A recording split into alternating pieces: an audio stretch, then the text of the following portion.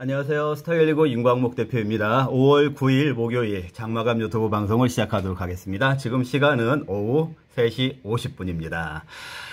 자, 오늘 아침에 우리 대통령 2년 만에 취임 2주년 기념 기자회견이 있었었죠. 오랜만에 기자회견을 한 거라고 하는데요. 여러분들은 그 기자회견 어떻게 보셨습니까?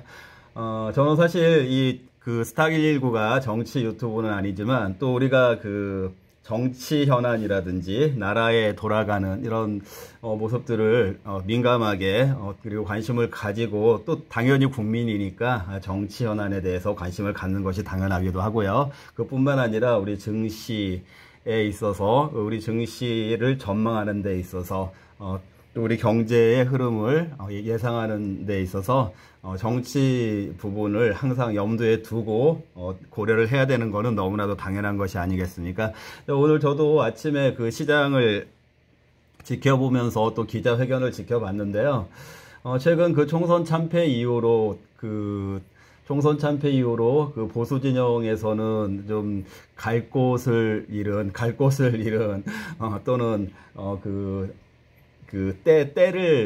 때에서 이탈이 된 그런 그 잃어버린 어린 양처럼 그렇게 방황하는 그런 모습들도 있고 또 분열되는 그런 모습들도 나오고 있고 또 때마침 그것을 기다리기라도 했듯이 이쪽 우리 야당 쪽에서는 굉장히 공격을 강화를 하고 있고 굉장히 혼란스러운 그런 정치 상황이 계속 전개되는 그런 모습이었는데 그 와중에 또 그 윤석열 대통령께서도 이런저런 또 실수 아닌 실수를 하시는 것 같기도 하고 또 그 중간에 그 국민의힘 같은 경우에는 당대표가 이준석 씨 그리고 또 김기현 대표님 이런 분들이 잠깐 하다가 당대표를 나가는 그런 모습들이 또 용산하고의 갈등 이런 얘기들이 그런 쪽으로 이렇게 설명이 되는 그런 논평들도 많이 있는 그런 과정 중에 윤 대통령이 그 예전에 처음에 보여줬던 그런 그 태도와는 다르게 속이 좀 좁으신 분인가 이런 생각도 좀 해본 적이 있었었고 또 한편으로는 또 여러 가지 그 외교 활동 중에 그 미국에 가가지고 팝송도 모르고 그러셨잖아요. 그래서 혹시 그 대통령이라는 그 정치 나라를 이끌어가는 대통령의 위치를 어쩌면 그 외국에서의 그 통 큰 자기의 그 외국에서의 인맥 관리라든지 자기의 그 어떤 그 정치적인 바이든도 그렇고 외국 그런 그 거물들의 세계에서의 자기의 그 어떤 그 영역만을 확보해가는 것에 치중하고 있는 것이 아닌가 저는 이런 부정적인 생각을 해본 적도 있었습니다. 자, 그러던 와중에 이번에 총선도 참패를 하게 됐는데 또 그 과정에 또 이제 이쪽 그 입법부 쪽을 장악하고 있는 이 야당의 이런저런 모습들을 보면서도 또 한편으로는 우려가 되는 그런 마음도 많이 사실 가졌던 게 최근의 심정이었습니다. 그런데 오늘 그 대통령의 그 기자회견을 보면서 저는 이런 생각을 했습니다. 그래도 저 분이 최소한 그 거짓말 하시는 분은 아니구나. 이런저런 현안에 대한 질문을 요령껏 또는 그 자기의 말 바꾸기 식으로 해서 또 얼렁뚱땅 넘어가는 그런 정치인들도 많이 있잖아요. 그런데 오늘 태도의 모습을 봤을 때는 기본적인 원칙의 고수 그리고 앞으로는 자기가 좀 더 유연하게 그 타협적인 정치를 하겠다라는 그런 태도 그 와중에도 지켜야 되는 원칙은 지키겠다라는 그래서 저는 그래도 진실성 있게 그래도 거짓말하는 그런 정치인은 아닌 것 같다라는 그런 생각을 했고요. 물론 100% 거짓말을 하지 않는 정치인이 있지는 않겠지만요. 하지만 대놓고서 얼굴 표정 하나 안 바뀌면서 거짓말하는 정말 정치꾼에 해당되는 그런 사람도 있지 않습니까? 자기가 했던 말을 바로 바꾸고 여기서는 이렇게 말하고 저기서는 이렇게 말하고 있는 그런 사람이 대통령이 되는 것보다는 그래도 진실성 있고 그래도 원칙이라는 거를 마치 그 권모술수로 그 원칙을 무시하는 그런 지도자가 아니라는 거에 대해서 저는 나름대로 오늘 안도하고, 그래도 남은 3년 동안 성공하실 수 있도록 우리 국민들이 많이 지원을 해주는 것이 또 우리 대한민국의 국익을 위해서도 좋은 것이 아닐까, 이런 생각도 해봤습니다. 제가 저 정치 논평을 조금 길게 했는데요. 여러분들에게 그냥 저의 생각을 좀 말씀드리고 싶었고요. 자, 오늘 시장에 대해서 한번 여러분들 또 점검을 해봐야 되겠죠? 차트 한번 보시겠습니다. 이거 지금 보시면은요, 잘 안 보이시면은 자기 스마트폰을 벌려서 보시면 되는데요. 이거 코스피 일봉입니다. 오늘 주가 많이 빠졌죠. 자, 일단 여러분들이 무엇을, 제가 이번 주에 이제 월요일 날은 어차피 휴장이었었고 화요일부터 시작이 되지 않았습니까? 그런데 이제 미국에서 말도 안 되는 고용지표 조금 안 좋게 나왔다고 해서 마치 또 금리 인하 바로 시작되는 것처럼 그런 시장 플레이가 전개가 되면서 우리 화요일 날 한국 증시도, 왜냐면 연휴 중에 미국 증시가 많이 올랐으니까 한국 증시도 급등 출발을 했었었고, 제가 이제 어제도 급등 출발을 한 지점이 여기가 되겠네요. 지금 보이시는 이 마우스에 박스 찾았죠? 5월 7일 날 이 자리에서 이런 말씀을 드렸죠. 위에 검정색 선 저항까지 조금 공간이 남아 있으니까 수요일까지는 좀 더 오를 가능성이 높다, 이런 말씀도 드렸었고, 또 이번 주는 월요일을 빼고 화요일하고 수요일을 전반부로 보고 목요일과 금요일 후반부로 보자라고 해서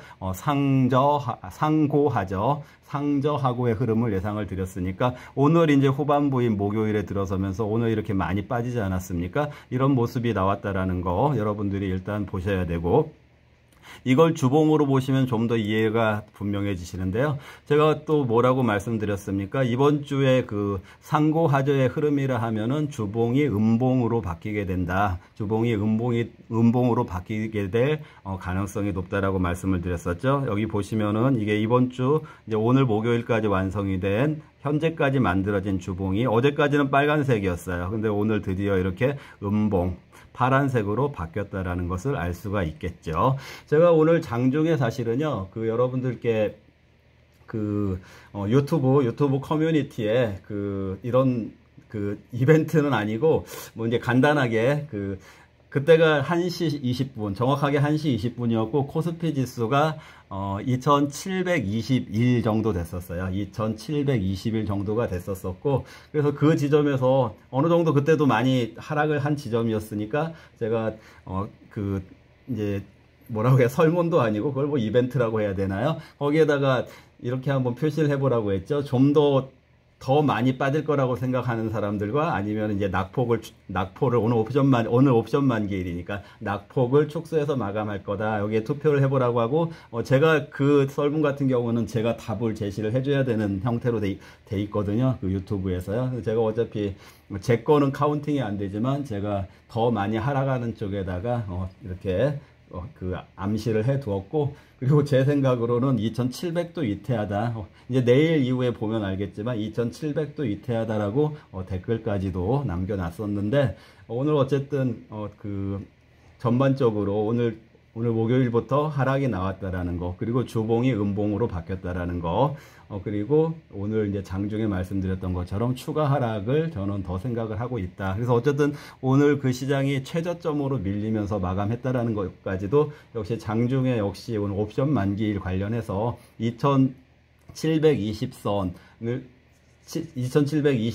2721에서 봤을 때도 옵션 만기 흐름으로 봤을 때 좀 더 하락하는 쪽으로 가겠구나라고 저는 예상을 했기 때문에 1시 20분경에 그런 예상을 드렸는데, 역시 지수는 더 많이 밀려서 끝났다라는 거, 이런 것들도 분석의 맥락에서 여러분들이 기억을 해 두시고 있다가, 옵션 만기일에는 또 무엇인가를 봐야 되는 그런 분석의 기법들이 있구나, 이런 것들을 여러분들이 짐작을 하셔서 추후에라도 저에게 그런 것들을 한번, 제가 강연 같은 거에서도 그런 것들을 한번 가르쳐 드리는 그런 기회가 있을 거예요. 그런 기회가 있다면은 참석을 해 보시는 것도 여러분들에게 도움이 되지 않을까, 그런 생각입니다.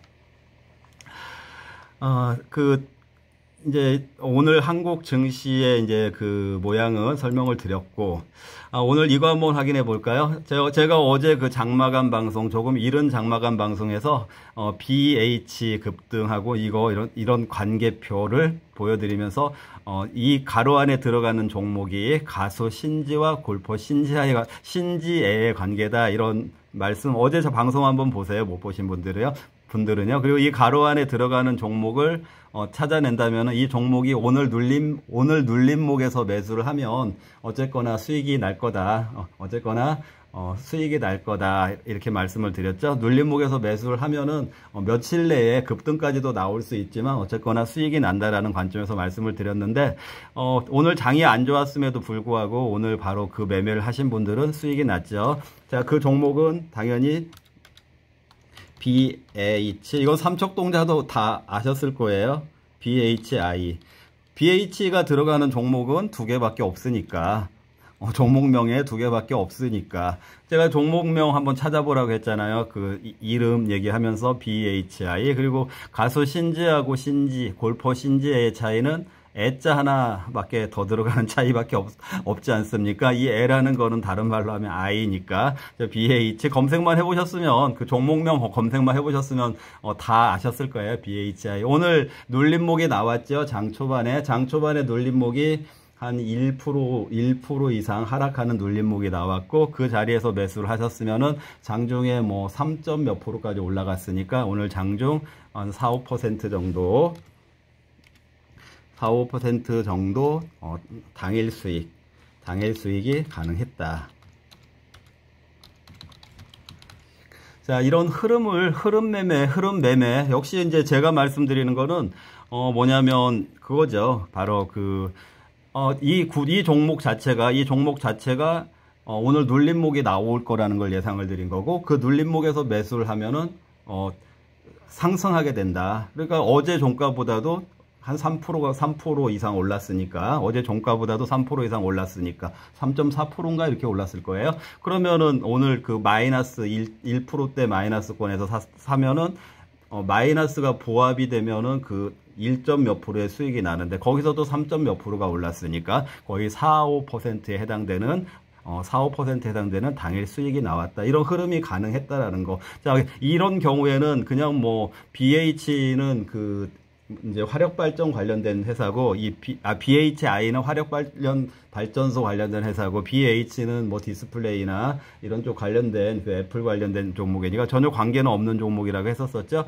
그냥 이름상으로 힌트를 드린 것 뿐이고, 근데 이 BHI의 흐름을 봤을 때, 그러니까 제가 봤을 때는 급등조 따라가기 같은 거 하지 마시고, 이런 흐름 파악 매매, 맥점 매매를 하시면은 그 이상의 수익이 나온다. 이런 부분들을 말씀을 드리는 것입니다. 어제 종가 매매로 한 종목 말씀드린 게 있는데, 그 종목은 뭐 제가 그 종가까지 뭐 그 시간 여유가 별로 없는 상태에 업로드가 했기 때문에 별로 사신 분들은 없으실 것 같아서 별도의 안내는 안 드릴까 하다가, 그래도 혹시라도 또 그 종가 매매 얘기 듣고 오늘 장중에 매수하신 분들이 계신가 싶기도 해서요. 오늘 자동차주들이 전반적으로, 저는 어차피 기아차하고 현대차는 계속 안 좋게 얘기했었잖아요. 그 종목 자체가 안 좋은 게 아니라 매수해서는 안 되는 그 가격대를 말씀드렸었잖아요. 그 가격대를 기준으로는 뭐 많이 빠졌죠, 사실요. 현대차 같은 경우에도 25만 원대에서 뭐 지금 23만 원대까지 또 밀렸으니까, 그리고 기아차도 12만 원 가까이, 12만 원도 넘었었지만 저는 12만 원 가까이에서는 다 매도해야 된다라고 말씀드렸으니까 다시 11만 원 초까지 밀렸으니까 많이 밀린 거죠. 자, 이런 부분들도 흐름이 맞았지만, 제가 어제 현대모비스 종가 매매 한번 생각을 해본 이유는, 현대모비스는 그 자동차하고 조금 다른 맥락에서 한번 추천을 해봤는데, 오늘 뭐 자동차주들 어차피 현대 삼형제니까 그 영향으로 인해서 종가에서 바로 이렇게 종가 매매라는 거는 어제 종가에 매수를 해서 오늘 아침에 플러스로 출발하면은 바로 매도하는 형태가 종가 매매인데 아침에 플러스 자체가 나오질 못했죠. 사실은요, 시장 자체가 별로 좋지 않았으니까. 혹시라도 사신 분 계시면은요, 다시 말씀드릴게요. 혹시라도 그걸 이 방송을 보시다가 사신 분이 계시면은 제가 대응하실 수 있는 방법을 알려드릴 테니까 010-6656-9502 010-6656-9502로 문의를 해 주시는 것이 여러분들이 아무래도 혼자서 하시는 것보다는 좋으실 것 같다. 막연보다도 그냥 여러분 오늘 제가 그 지수 추가 하락 그걸 분명히 투표를 해놨음에도 불구하고 낙폭 축소에다 투표하신 분들도 계시더라고요. 그렇게 고집 가지고 되는 부분이 아니거든요. 주식은요. 그러니까 어떤 이유가 있다면은 있을 것이니까 저에게 문자로 확인을 해보시는 게 좋을 거다, 이런 말씀도 드려보고요. 그리고 오늘 특징주 하나 말씀드려볼까요? 특징주. 자, 오늘 특징주, 오늘 GS 리테일이라는 종목 하나 제가 코멘트를 해드릴게요. 아직 방송 시작한 지 시간이 얼마 안 됐으니까. 자, 그 GS 리테일하고 비교가 되는 종목은 제가 펀더멘탈 상으로 굉장히 좋다고 했던 종목, BGF 리테일. BGF 리테일이라는 종목이 있죠. 이 종목, BGF 리테일이라는 종목이 있는데, 이 종목하고 거의 맞먹는 종목이에요. GS 리테일은요. 왜냐하면 둘 다 편의점 종목이고, 둘 다 우리나라의 1등, 2등 하는 편의점이거든요. 이제 BGF 리테일 같은 경우에는 이제 옛날 패밀리마트를 전신으로 하고 있고, 지금 CU라는 편의점이죠. BGF 리테일이요. 그리고 GS 리테일 같은 경우는 GS25C를 주력으로 하고 있는, 물론 이제 몇 가지 사업을 더 하고도 있긴 하지만, 그런데 이 종목하고 이 종목이 거의 1, 2를 나란히 하고 있고, 국내에 있는 편의점 수도 기본적으로 비슷하고, 그 다음에 GS 리테일 25나 CU 같은 경우에 브랜드 가치 자체도 거의 비슷하게 평가를 받고 있어요. 브랜드 가치도 거의 비슷하게 평가를 받고 있기 때문에 거의 동등한 레벨의 종목이다라고 볼 수가 있는데, 최근에 이제 유통주들, 유통주라고 하면은 쇼핑, 그 다음에 저기 뭐죠? 이제 마트 같은 거 있잖아요. 마트 종목들, 그런 종목들, 또는 이커머스 있죠. 온라인 매매하는 그런 종목들도 다 이제 도소매에 관련이 되는 종목들인데, 그런 관련 종목들이 최근에 많이 빠졌어요. 많이 빠지기도 했고, 업황 자체가 많이 빠지기도 했는데, 이제 그러다 보니까 어쨌든 이 편의점 종목들도 그런 도소매에 해당이 되니까, 유통 쪽에 해당이 되니까, 같이 좀 많이 빠졌는데, 제가 좀 전에 거의 두 종목이 나란하다라고 말씀드렸는데, 실제적으로 이 종목이 훨씬 많이 빠졌죠. GS 리테일이 훨씬 많이 빠졌었고, 자, 그리고 저는 BGF 리테일은 아까도 말씀드렸지만 펀더멘탈이 분명한 종목이라고 말씀드렸기 때문에 사실상 이 종목은 주가가 다 빨리 회복이 됐고, 오히려 제가 한 번쯤 언급을 드렸던 그 시점보다도 지금 주가는 더 위에 올라와 있으니까, 그 시점에서도 더 위에 많이 올라와 있었으니까, 어쨌든 중기 투자하신 분들은 어쨌든 이 종목 역시도 수익이 난 종목이죠. 제가 어제 한 40개 정도 추천한 종목 중에 100%라고 얘기하지 않고 99.9%라고 말씀드렸잖아요. 자, 이런 종목들이 좀 수익이 좀 빨리 안 났으니까 저는 오히려 이런 것들은 좀 성공권에 두지 않았기 때문에 99.9%. 하지만 이 종목도 역시 추천드린 자리보다는 주가가 많이 올라와 있는 위치에는 있습니다. 자, 무슨 말씀을 드리냐면요, 어깨가 좀 나란했는데 GS 리테일은 아직 회복을 못하고 있었던 이유가 작년에 얘네들에 비해서 실적이 굉장히 처졌어요. 단 1년에,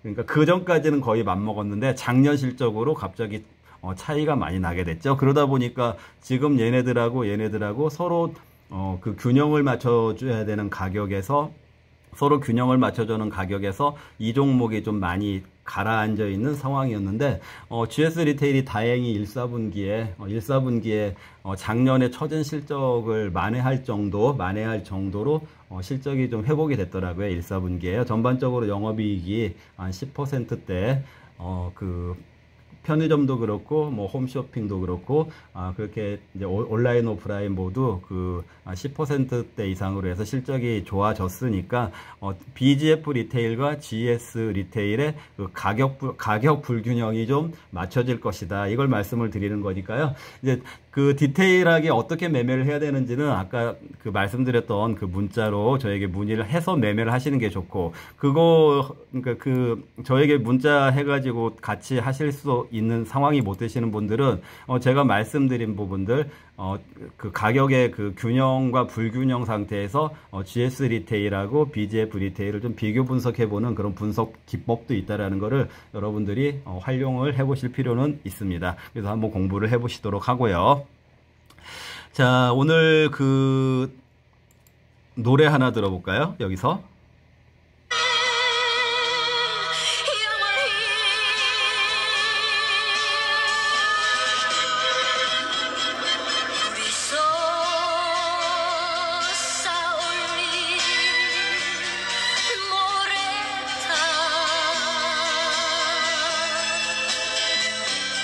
혹시 가사가 제대로 들리셨나요? 앞부분 고음 부분하고, 그리고 가사에서 둘이서 쌓아올린 모래탑, 이런 가사가 나오죠. 둘이서 쌓아올린 모래탑. 여기 보시면은 이미지가 지금 모래탑을 제가 이렇게 하나 그림을 가져와서 여러분들에게 보여드리는데요.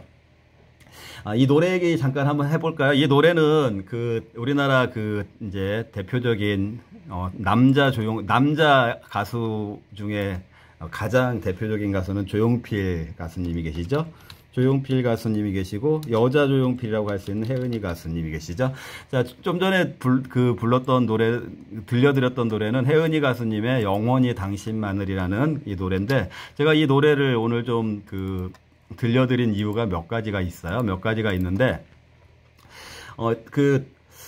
로마 시대가 무너지게 된 그 이유가 이런 부분 때문이라고 해요. 이제 노말은 귀족 뭐 이래가지고 귀족 뭐 평민 이렇게 해가지고 계층 사회였잖아요. 그런데 이제 상류 계층에서 이제 하부에 있는 시민들의 불만을 불만 같은 거가 일어나지 않게 하려고, 워낙에 이제 팍스 로마 시대였잖아요. 완전 팍스 로마 시대, 제국으로서 이렇게 자리를 공고히 하면서 굉장히 이제 풍요로운 그런 시대였으니까, 로마 시대가요. 그러다 보니까 그냥 일하지 않아도 먹고 살 수 있을 만큼 상류층들이 하부 평민 계층이나 시민 계층들에게 빵 같은 거를 공짜로 다 제공을 했잖아요. 그러다 보니까 시민들이 먹을 것이 충족이 되다 보니까 너무 할 일이 없는 거예요.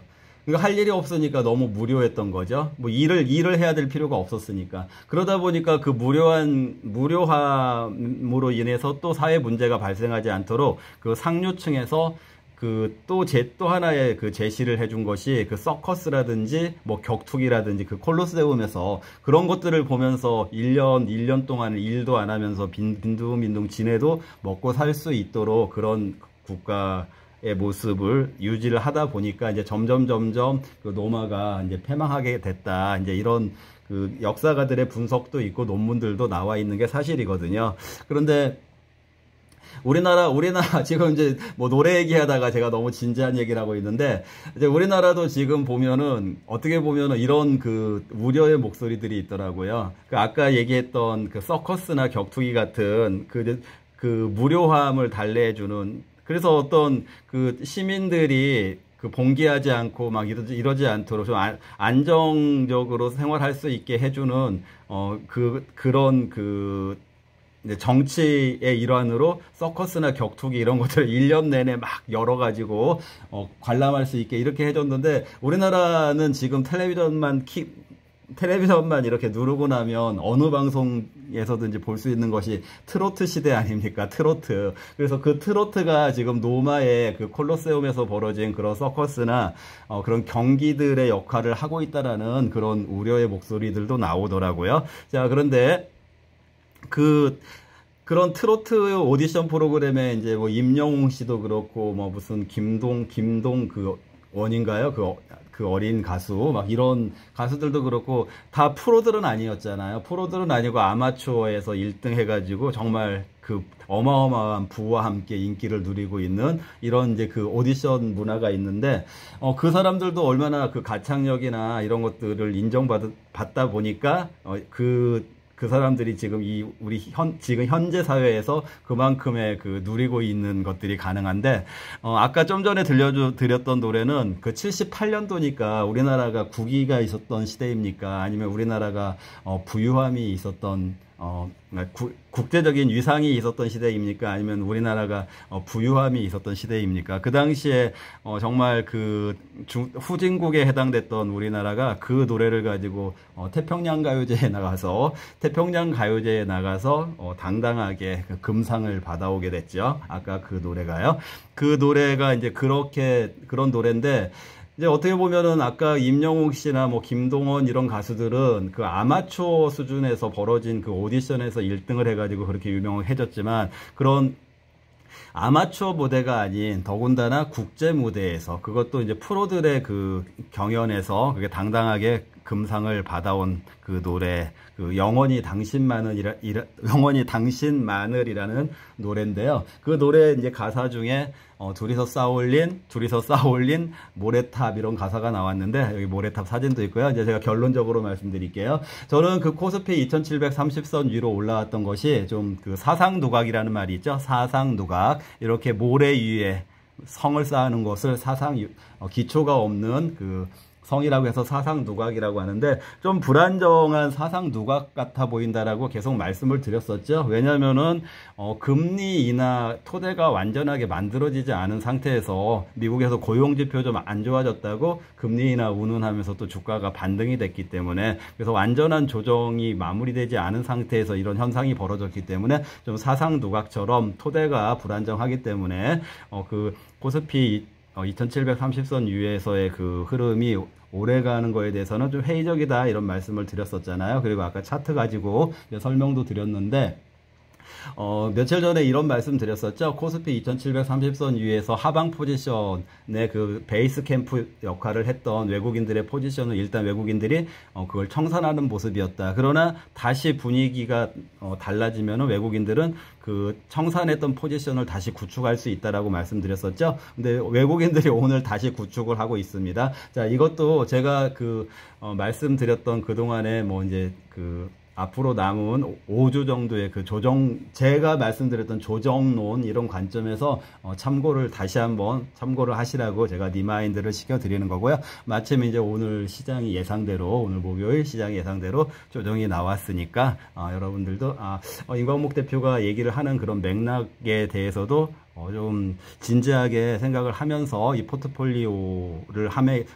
자신의 포트폴리오를 가져감에 있어서 조심해야 될 부분은 어떤 부분이 있겠구나, 이런 것들도 무작정 낙관론은 좀 경계를 해야 되겠구나, 이런 것들도 생각을 해보셔야 되고, 항상 말씀드리지만 위에 막혀있는 종목들은 못 간다라고 말씀드렸잖아요. 지수가 올라도 못 가요. 하물며 지수가 조정받으면 더 못 가게 되겠죠. 그런 것들도 조심하시고, 또 그럼에도 불구하고 이 기간 조정이나 가격 조정 자체가 과격하게 나타나는 형태라기보다는 좀 마일드하게 진행이 될 가능성이 더 높으니까, 그 얘기는 중간중간 수익이 도는 종목 또는 새로운 주도주로 부상할 종목들은 충분히 있다라고 했으니까, 그런 교체 매매들도 여러분들이 고려를 하셨으면 좋겠다, 이렇게 결론적으로 말씀을 마무리하도록 하겠습니다. 자, 오늘 하루도 잘 마무리하시고 저녁 시간도 즐겁게 보내시고요.